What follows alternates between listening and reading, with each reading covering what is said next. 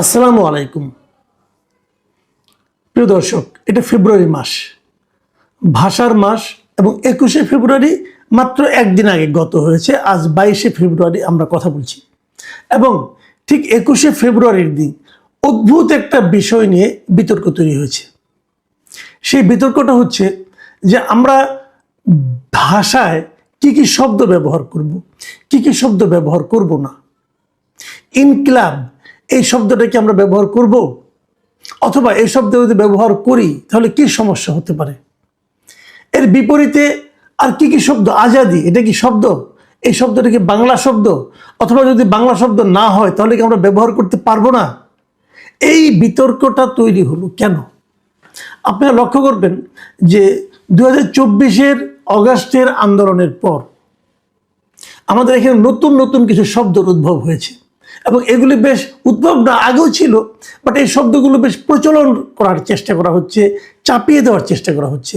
যেমন ইনসাফ, যেমন আজাদি, যেমন ইনকিলাব, ইনকিলাব জিন্দাবাদ, এগুলি বলা হচ্ছে বারবার। ইনকিলাব মঞ্চ হয়ে গেল, তো এইগুলি কিন্তু হচ্ছে। এখন এই শব্দগুলো কি আমরা চিনি না, আমরা জানি না, জানলে আপত্তি কোথায়, অথবা না জানলে সমস্যাটা কোথায়? দেখুন, এটা নিয়ে আমি গতকালকে একটা টকশোতে ছিলাম, আমাকে এই প্রশ্নটা বারবার করা হচ্ছিল যে আমি সেখানে একাধিকবার বলেছি, দেখেন বাংলা ভাষায় অনেক বিদেশি শব্দ আছে এবং সেই বিদেশি শব্দগুলো থাকাটা কোনো অন্যায় না। সারা দুনিয়াতে সব ভাষাতে কিছু না কিছু বিদেশি শব্দ অনুপ্রবেশ ঘটে এবং বিদেশি শব্দ থাকার কারণে সেই ভাষাটা ক্ষতিগ্রস্ত হয় না, বরং আমার বিবেচনায় আরও সমৃদ্ধ হয়। এটা একটা স্বাভাবিক প্রক্রিয়া, সব দেশে আছে, সব ভাষাতে আছে। কিন্তু এখন বিদেশি শব্দ ঢুকলো বলে সেটা কি বিজাতীয়করণ হয়ে গেল? পৃথিবীর অন্য অন্য দেশের ভাষার সঙ্গে আমাদের বাংলা ভাষার একটা বেসিক পার্থক্য হলো, আমরা এই ভাষাটাকে টিকিয়ে রাখার জন্য আমরা আন্দোলন করতে হয়েছিল, আমাদেরকে বুকে রক্ত দিতে হয়েছিল। সেটা নিয়ে নানা কাহিনী হয়েছে। 52 সালে সে ভাষা আন্দোলন, এবং আমাদের সেই আন্দোলনকে স্মরণ করেই সারা দুনিয়ার মানুষ এখন এই দিবসটাকে আন্তর্জাতিক মাতৃভাষা দিবস হিসাবে পালন করে। আচ্ছা, এবার আমি আজকের বিতর্কটা আসি, কেন এই বিতর্কটা তৈরি হলো। গতকালকে 21শে ফেব্রুয়ারির দিন সিরাজগঞ্জ জেলা প্রশাসনের আয়োজনে সেখানে একটা শহীদ দিবস ও আন্তর্জাতিক মাতৃভাষা দিবসে আলোচনা সভা ছিল। সেই সভায় সরকারের বিদ্যুৎ, জ্বালানি ও খনিজ সম্পদ মন্ত্রী ইকবাল হাসান মাহমুদ টুকু ওখানে বক্তৃতা দিয়েছিলেন। এই ভদ্রলোক একজন মুক্তিযোদ্ধা ছিলেন, মানে 71-এ সশস্ত্র সংগ্রামে উনি মুক্তিযুদ্ধ করেছেন। দেখুন, যে আপনি যত কিছুই বলেন, বাংলাদেশের ইতিহাসে এই মাটিতে মুক্তিযোদ্ধাদের একটা আলাদা সম্মান আপনাকে দিতে হবে। আপনি জীবনে অনেক বড় হতে পারবেন, আপনি অনেক লেখাপড়া করতে পারবেন, সারা দুনিয়ায় অনেক নাম করতে পারবেন, আপনি শান্তিতে নোবেলও পেতে পারবেন, আপনি ডক্টর ইউনূস হতে পারবেন, আপনি মুক্তিযোদ্ধা হতে পারবেন না। কারণ মুক্তিযোদ্ধা হওয়ার সুযোগ একবারই এসেছিল আমাদের দেশে, এবং সেই সময় সেই সুযোগকে যারা গ্রহণ করেছিলেন, যারা নিজেদের জীবন বাজি রেখে মাতৃভূমিকে মুক্ত করার জন্য যুদ্ধ করেছিলেন, তারাই মুক্তিযোদ্ধা। তাদের সঙ্গে অন্য কারো তুলনা করা যারা করবে তারা মূর্খ ছাড়া আমার বিবেচনায় আর কিছু না। সেই মুক্তিযোদ্ধা ইকবাল হাসান মাহমুদ টুকু উনি সেখানে বলেছেন, উনি সেখানে ইনকিলাবে একটু সমালোচনা করেছেন। উনি বলেছেন যে বাংলাকে যদি ধারণ করতে হয়, বাংলা ভাষাকে যদি মায়ের ভাষা বলতে হয়, তাহলে ইনকিলাব জিন্দাবাদ চলবে না। ইনকিলাব মঞ্চ ও আজাদির মতো এখন নতুন নতুন শব্দ শুনছি। ইনকিলাব জিন্দাবাদ, ইনকিলাব মঞ্চ, এগুলোর বাংলার সঙ্গে কোনো সম্পর্ক নেই। যারা আমাদের মায়ের ভাষায় কেড়ে নিতে চেয়েছিল, এগুলো তাদের ভাষা। সুতরাং দেশকে ভালোবেসে নিজেকে পরিশুদ্ধ করতে হবে। এসব কথা বলায় অনেকেই আমাকে ভারতের দালাল ও রয়ের এজেন্ট বানিয়ে ফেলবে। তারপরে আমি বলবো, কারণ এটা বলার জন্যই আমি জীবন দিতে গিয়েছিলাম, মুক্তিযুদ্ধে গিয়েছিলাম। ইকবাল হাসান মাহমুদের এই বক্তব্যের মধ্যে কিন্তু আবেগ আছে এবং আমার মনে হয় কিছুটা যুক্তিও আছে। কিন্তু আমরা দেখলাম এই একই দিনে, এর পরে, এই ঘটনার প্রেক্ষিতে কিনা আমি জানি না, এরপরে দেখলাম আমাদের ব্রাহ্মণবাড়িয়া থেকে নতুন সংসদ সদস্য নির্বাচিত হয়েছেন হাসনাত আবদুল্লাহ, তিনি এনসিপির একজন নেতা এবং সেই সঙ্গে হাসিনা বিরোধী যে আন্দোলন ছিল সে আন্দোলনের একজন নেতা ছিলেন। ওনাকে আমি সবসময় দেখেছি বেশ লজিক দিয়ে কথা বলেন। তিনি তার ফেসবুকে এই 21 তারিখে সন্ধ্যা 6:16 মানে ইফতারের একটু পরেই একটা পোস্ট দিয়েছেন, এক লাইনে দুটো শব্দ মাত্র। সেখানে লিখেছেন ইনকিলাব জিন্দাবাদ, লাল ব্যাকগ্রাউন্ডের মধ্যে বড় করে লিখেছেন এবং এটা নিয়ে বেশ আলোচনা হয়েছে। প্রচুর লোক, প্রায় আমি এই যে এখন একটু আগে আমি দেখলাম প্রায় 9,94,000 লোক এটা রিয়েক্ট করেছে, এর সঙ্গে কেউ পজিটিভ কেউ নেগেটিভ। আবার 1,37,000 কমেন্টও পড়েছে, আবার কেবল 37,000 শেয়ারও হয়েছে, বিশাল ব্যাপার। এবং তারপরে কিছুক্ষণ পরেই উনি, এখন থেকে 19 ঘন্টা আগের কথা বলছি, উনি এই হাসনাত আবদুল্লাহ আরেকটা ফেসবুকে স্ট্যাটাস দিয়েছে, পোস্ট দিয়েছে। সেখানে এই ইকবাল হাসান মাহমুদ টুকুর একটা ছবি দিয়ে, একটা ভিডিও দিয়ে, যে জুলাইয়ের পরে উনি যখন দেশে ফিরলেন তখন উনি কী বলেছেন সেগুলো বলছেন। তার সঙ্গে লেখা ছিল যে জুলাই আন্দোলনের পরে এসে এই নেতা ইনকিলাব জিন্দাবাদের বিপক্ষে অবস্থান নিতেছে, ছাত্র জনতা তোমাকে এবার দেখে নেবে ইনশাল্লাহ। তার মানে বোঝা গেল যে আগের ওই স্ট্যাটাসটা উনি দিয়েছেন বেসিক্যালি ইকবাল হাসান মাহমুদকে লক্ষ্য করেই। এর মধ্যে আরও একটা ঘটনা ঘটেছে। সেই ঘটনাটা হলো যে ডক্টর ইউনূসের যিনি প্রেস সেক্রেটারি ছিলেন মিস্টার শফিকুল আলম, তিনি একটা পোস্ট দিয়েছেন এবং ওই পোস্টটা উনি ইংরেজিতে লিখেছেন, ওটা 21 তারিখে দিয়েছেন। সেখানে উনি লিখেছেন ইনসাফ is a beautiful Bangla word, so is ইনকিলাব, সো আর ফয়সালা, আজাদি, জিন্দাবাদ and Awami and league, so is C dot dot লিংপং। মানে এই শব্দগুলোই যে আপনার যে বললাম, যে উনি বলতে যাচ্ছেন যে ইনসাফ একটা চমৎকার সুন্দর বাংলা শব্দ, ইনকিলাব, ফয়সালা, আজাদি, জিন্দাবাদ, আওয়ামী লীগ, এই সবগুলি নাকি খুব চমৎকার বাংলা শব্দ। এবং একই রকম ওই খুব ইদারিং সময়ে খুব প্রচলিত একটা শব্দ আছে না, চু দিয়া, চু তারপরে আর ডট ডট দিয়ে ধরেন আপনার লিংপং, এটাও নাকি খুব চমৎকার একটা বাংলা শব্দ। এটা লিখেছেন শফিকুল আলম। এখন এটা একটা ইস্যু হয়ে গেছে, আসলে এটা বাংলা শব্দ কি শব্দ না। দেখেন আমি বলি এগুলো আসলে একটাও বাংলা শব্দ না, আমি শুরুতেই বলেছি।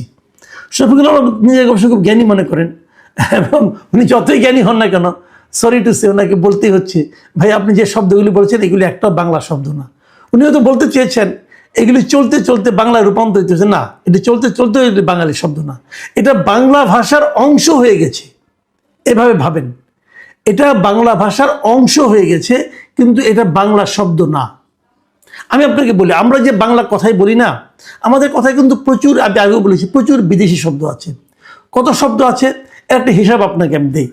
ডক্টর এনামুল হক, ডক্টর মোহাম্মদ এনামুল হক খুব বিখ্যাত একজন ভাষাবিদ ছিলেন, তিনি একটা হিসেব দিয়েছিলেন। উনি বলেছিলেন এই বাংলা ভাষায় যত শব্দ আছে তার মধ্যে 25% শব্দ হচ্ছে তৎসম শব্দ। তৎসম শব্দ মানে এগুলো সংস্কৃত থেকে এসেছে সরাসরি, আর 5% হলো অর্ধ তৎসম শব্দ এবং 60% হলো তদ্ভব শব্দ। মানে তদ্ভব শব্দ সবচেয়ে বেশি। অ্যান্ড এই তদ্ভব শব্দগুলি কি আসলে একটু বলি, সবাই জানেন তবু আমি একটু বলি আর কি। তদ্ভব শব্দ হচ্ছে এই শব্দগুলোর মূল শব্দটা সংস্কৃত ভাষায় আছে, কিন্তু সেখান থেকে চেঞ্জ হতে হতে হতে হতে সেটা অপভ্রংশের মাধ্যমে পরিবর্তিত হয়ে এখন বাংলায় এসে গেছে। এটা হলো তদ্ভব শব্দ। তার মানে এটাকে আপনি অনেকটা বাংলা শব্দ ধরতে পারেন। আর এর বাইরে বিদেশি শব্দ আছে 8%। টোটাল যা শব্দ আছে আমাদের তার 8% হচ্ছে বিদেশি শব্দ, এবং একদম খাঁটি দেশি শব্দ যেটাকে বলা হয়, এই দেশি শব্দ আছে মাত্র 2%। তাহলে এই তদ্ভব শব্দ যেটা আছে এটাকেও কিন্তু আমি খাঁটি বাংলা শব্দ বলতে পারি। তো তদ্ভবের 60% আর দেশি 2%, এই 62%কে আপনি ধরতে পারেন এটা বাংলা শব্দ। আর 25% তৎসম, 5% অর্ধ তৎসম এবং 8% বিদেশি শব্দ আছে। এই সবগুলি মিলিয়ে কিন্তু বাংলা ভাষা চলছে। বাংলা ভাষায় মোটামুটি শব্দের সংখ্যা 1,20,000-এর মতো আছে। তো এই জায়গায় 8% কিন্তু অনেক, বিদেশি শব্দ থাকবে। এবং আমি সংস্কৃত বলি, সংস্কৃত শব্দটাকে আপনি ভাবতে পারেন এটা তো আর আমাদের খাঁটি বাংলা না, এটা সংস্কৃত ভাষা থেকে আসছে, কাজে সেটাকে আপনি বিদেশি ধরতে পারেন, ধরেন। কাজেই শব্দ কতগুলি আপনার আছে, কতগুলি আমার আছে, কি হয়েছে না হয়েছে, এটা কিন্তু গুরুত্বপূর্ণ না। এই শব্দগুলো আসাতে, এই শব্দগুলো আমরা যখন ব্যবহার করি, এতে আমাদের ভাষা সমৃদ্ধ হয়। এই যে আমরা বলি না ইনকিলাব, ইনকিলাব একটা আরবি শব্দ, এটা আরবি থেকে আছে। এই যে বলি আমরা জিন্দাবাদ, বাংলাদেশ জিন্দাবাদ বলি, অমুক লোক জিন্দাবাদ, অমুক ভাই জিন্দাবাদ বলি, এই জিন্দাবাদ শব্দটা কোথেকে আসছে? এই শব্দটা আসছে ফার্সি থেকে। তো এরকম বিভিন্ন জায়গাতে শব্দ আসছে, আমাদের এগুলো মানতে কোনো সমস্যা নাই। ইনকিলাব জিন্দাবাদ বলে আমার কোনো সমস্যা নাই, কিন্তু আমার কথাটাকে জানেন, এই যে আমি বলি ইনকিলাব জিন্দাবাদ বলতে আমার কোনো সমস্যা নাই, এই আমি কিন্তু বলি জয় বাংলা বলতেও আমার কোনো সমস্যা নাই। তো আপনারা যারা ইনকিলাব জিন্দাবাদ বলেন, তারা কি জয় বাংলা বলবেন? তারা কি জয় বাংলা বলতে দিবেন? অথচ আমাদের এখানে মুক্তিযুদ্ধের সময় জয় বাংলা ছিল সবচেয়ে প্রধান স্লোগান। ওই একটা স্লোগান দিয়ে আমরা দেশ স্বাধীনের জন্য আন্দোলন করেছি, সেটা ছিল জয় বাংলা। তা আপনারা জয় বাংলা বলতে আপনাদের গা রিরি করবে, আর ইনকিলাব বলতে আপত্তি করলে আপনাদের মেজাজ খারাপ হয়ে যাবে। ভাই, এটা তো হয় না। এখন আপনি বলবেন না, জয় বাংলা তো আওয়ামী লীগের দলীয় স্লোগান। আপনি যদি জয় বাংলাকে আওয়ামী লীগের দলীয় স্লোগান বলেন, তাহলে কেউ কেউ তো ইনকিলাব জিন্দাবাদকে অন্য কোনো না কোনো দল, কোনো না কোনো অংশ, কোনো না কোনো গোষ্ঠীর একটা স্লোগান হিসেবে বিবেচনা করতে পারে। তখন আপনি কি করবেন? তখন তো আপনার সহ্য হবে না। তো আপনারটা হলে ঠিক আর অন্যেরটা হলে বেঠিক, এই মানসিকতা থাকা চলবে না। আপনারা জয় বাংলা স্লোগান বলার কারণে গত 18 মাস অনেকে চাকরি চলে গেছে, অনেকে চাকরি চলে গেছে। আমি জানি এই আপনার ইয়ের কাছে, এই যে আপনার পদ্মা সেতুর এখানে একটা স্কুল আছে, স্কুলে কয়েকজন ছাত্র গাড়িতে করে যাচ্ছিল, স্টুডেন্টের ভাই, বাচ্চা ছেলে, তারা জয় বাংলা স্লোগান দিয়েছিল, তাদের স্কুল থেকে বের করে দেওয়া হয়েছে। এই ইয়ের এখানে, এই আপনার পদ্মার এখানে যে ক্যান্টনমেন্ট স্কুলটা আছে, সেই স্কুল থেকে বের করে দেওয়া হয়েছে। কেন? এই ছেলেরা কি বুঝে? এই ছেলেরা জয় বাংলা কি বুঝে, বাংলাদেশ জিন্দাবাদ কি বুঝে? 15-16 বছর ধরে তারা শুনে আসছে, স্লোগানটা দিয়েছে, তাও স্কুল বাসে বসে। এমন তো না তারা আন্দোলন করতে যাচ্ছিল। তো তখন তো এই স্লোগান আপনাদের সহ্য হয় নাই, স্কুল থেকে আপনাদেরকে বের করে দিতে হলো। তো জয় বাংলায় আপত্তি, আর ইনকিলাব জিন্দাবাদ দিয়ে করে প্রশ্ন করলে আপনাদের মাথা খারাপ হয়ে যাচ্ছে। ভাই, এত রাগ তো ভালো না। এই রাগ আপনি কার সঙ্গে দেখাচ্ছেন? আপনি এমপি হয়েছেন হাসনাত আব্দুল্লাহ, মাথায় রাখতে হবে। এত চ্যাটাং রাগ দেখালে চলবে না। আর আমি শফিকুল আলমের কথা কি বলবো? তার কথা যত কম বলা যায় তত ভালো, ওটা আমি বাদ রাখলাম, ওটা হিসাবের বাইরে। কিন্তু প্রশ্ন হলো এটা, একজন মুক্তিযোদ্ধা বলেছেন যে ইনকিলাব জিন্দাবাদটা যারা আমাদের মুখের ভাষায় কেড়ে নিতে চেয়েছিল তাদের স্লোগান। হ্যাঁ, তাদের স্লোগান, এটা পাকিস্তানিদের স্লোগান ছিল। আপনি পাকিস্তানিদের স্লোগান দিবেন, আর ওইটা একজন সমালোচনা করলো, তার উপরে আপনি খেপে গেলেন, এটা হয় না। একটা কথা মাথায় রাখবেন, ভাষায় অনেক ভাষা আসবে, অনেক ভাষায় অনেক শব্দ, অনেক বিদেশি শব্দ আসবে, কিন্তু সেটা যদি অটোমেটিকলি আসে, ধীরে ধীরে আসে, কোনো সমস্যা নেই। কিন্তু আপনি জোর করে আমদানি করছেন কেন? ভাবুন তো একবার, 2024-এর এই অগাস্ট আন্দোলনের আগে ইনকিলাব মঞ্চের কথা শোনা গেছিল, তখন ইনকিলাব জিন্দাবাদ কেউ বলতো? কেউ বলতো? একজন দেশদ্রোহী আছে আমাদের পেরিসে বসে আছে, পিনাকি ভট্টাচার্য, উনি এই স্লোগানটা মার্কেটিং করছেন, ইনকিলাব জিন্দাবাদ, আজাদি জিন্দাবাদ। ইলেকশন আগের দিনে দেখলাম যে ইনকিলাব জিন্দাবাদ আর আজাদি জিন্দাবাদ করে উনি কেঁদেই দিলেন, চোখ মোছা ভান করলেন চশমা খুলে, জামাতকে জিতাতে হবে।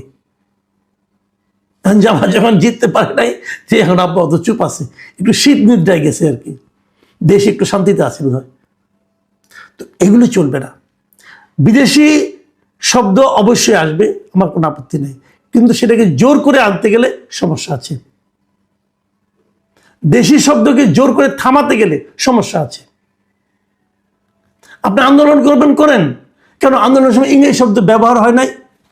ঢাকা ব্লকেড ব্যবহার হয় নাই, কমপ্লিট শাটডাউন, এগুলি বাংলা শব্দ ছিল। এদেশের লোক এগুলি বুঝতো, চালিয়েছেন, তো কোনো সমস্যা তো হয় নাই, কেউ তো কিছু বলে নাই, প্রয়োজনে চলে এসেছে অটোমেটিকলি। কিন্তু আপনি জোর করে আমদানি করবেন, ভাই, এটা হবে না। এবং আমদানি করে তার পক্ষে উকালতি করবেন, তাও হবে না। যেটা অটোমেটিক আসার সেটা অটোমেটিক আসবে। আর আরেকটা যেটা অটোমেটিক এসেছে দীর্ঘদিন, যার উপর ভিত্তি করে এই দেশ স্বাধীন হয়েছে, সেটা কোনো একটা পার্টি তার দলীয় স্লোগান বানিয়েছে বলে ওই স্লোগানটার অপরাধ হয়ে গেল, তা তো হতে পারে না। এইভাবেই ভাষাকে বিশ্লেষণ করতে হবে। ভাষার মধ্যে রাজনীতি ঢুকাবেন না প্লিজ। প্রিয় দর্শক, এখন এ পর্যন্তই। আল্লাহ হাফেজ।